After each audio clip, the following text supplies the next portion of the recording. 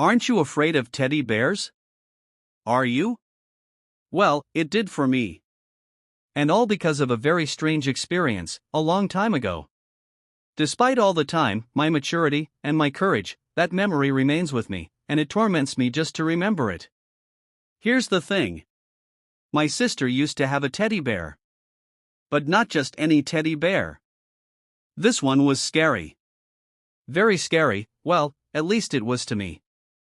I don't know why, but it just made me nervous to see it. It was black. Black as ash.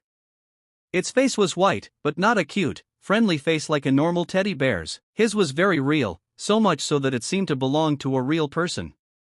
He had eyes that were expressionless, but held a certain malice. Ever since my sister got it, I'd had a bad feeling about it. She was just a baby, while I was only 4.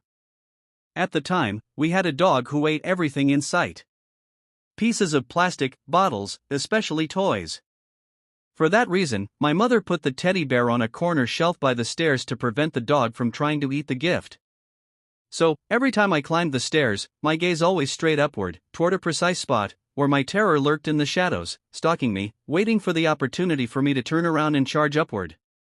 It was a torment for me to continue on my way when I longed to go up. Every time I went up, I felt uneasy. I felt something inside me, something heavy, that wouldn't let me fully realize what I was capable of. It wasn't until time that I discovered the truth, that bear was following me. Yes, it was following me with its gaze. It may sound crazy, but it's true. I felt those eyes piercing me, like knives, causing my torment. How could a simple stuffed animal cause such terror? Something strange was happening. And that wasn't the strange part. The strange thing started 5 years later. By then, my sister was already around 6 or 7 years old, while I was already between 9 and 10. By that age, my sister had stopped paying attention to that bear. In fact, she was almost never interested in it, so my mother decided to store it in a toy box, which my sister and I shared. The problem was that the toy maker was in my room. Even though I didn't like the idea, I reluctantly agreed to it to avoid possible punishment. Still, I didn't want to feel trapped by that thing, so I began to let go of my fear of it, to put an end to my nightmares. Anyway, the days passed, and I put that memory aside. My fears seemed to disappear, and I felt good. I felt brave and powerful. I almost felt ready to face my fears. But I wasn't ready. One day, while I was distracted, my mother decided to remove the old stuffed animals from the house, since no one played with them anymore. So, searching for toys in my sister's room and mine, she found the damn toy box and started emptying it to find something she could take out. From that place, she only found one object. An object he forgot to put away, and left on top of the toy box. Yes, it was that horrible bear. I didn't realize that until my mother told me what he had done. I let it go, and as the day went on, I forgot what she said. So, that night, tucked in and lying in my bed, I remembered what he'd told me. I shuddered. I never thought that thing would follow me into the privacy of my room thanks to a maternal oversight. But I mustered up my courage and grabbed my pillow, shook it out, put it back in its place, and laid my head on top of it. As I was about to cover myself with the sheets, I saw something that made me gasp. The teddy bear was no longer on top of the toy box. He was on the floor, sitting up, staring at me. I stared at him for at least a minute. I was waiting for his reaction, some movement, something to convince me that this wasn't normal. It was then, when my body betrayed me, and I let out a yawn, causing me to close my eyes. When I opened them, I saw the bear, but this time closer to my bed. It seemed to be getting closer. I looked at my door and found it locked. There was no escape for me or for it. During that distraction, I lost sight of the bear, and when I looked back, I noticed it was standing at the edge of my bed. I nearly fainted from terror. I backed away from my bed, panicking. I didn't know what to do. Then I blinked. And suddenly, he wasn't there anymore. I looked around to see that he was nowhere to be seen.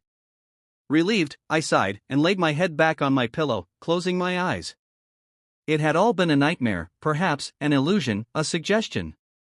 At that moment, I couldn't think of anything else but the relief it brought me. Suddenly, I opened my eyes, and there he was. at the head of the bed, looking at me. I gasped and watched as the bear fell towards me. I'll never look at a teddy bear the same way again. After everything that had happened, my mother hid the bear in her room. The nightmare was over. A couple of years later, I decided to put an end to the terror that had haunted me for years. I headed to the fireplace and lit it. I went to my parents' room and, with an act of bravery, grabbed it. I carried it downstairs and threw it into the fire. Watching it in the flames was gratifying. Its plush body quickly caught fire. The flames grew brighter, and I just let him burn slowly. His eyes and nose melted. His white face was no longer white and was now black, which, with time, was no longer what it had been before. Everything disappeared in the fire, and with it my fears. I was no longer its victim. My life after that was like anyone else's. Puberty, adolescence, everything in me changed, and so the past was forgotten. I lived and moved on, as we all should. I think the only thing that scared me almost as much as that childhood experience was a scene in the movie Trainspotting, where a baby appears. I don't think I can compare that scene to what I experienced, but I think it was terrifying enough to make me compare it to it. When I turned 19, I was about to move into my new house. I'd been given the house keys and was ready to set up my furniture. After hours of loading, I carried the final box from the haul truck to the door and closed it behind me. I turned around to go to the kitchen and put it on the table. I opened it to see a cabinet. I pulled it out, walked into my new living room, and put it in the corner. I looked at it and thought, I forgot to pack this cabinet. It didn't really matter that much since I had just moved into my new house. I went back to the kitchen to grab my TV and brought it into the living room when I saw it. The stuffed animal, sitting there, staring at me.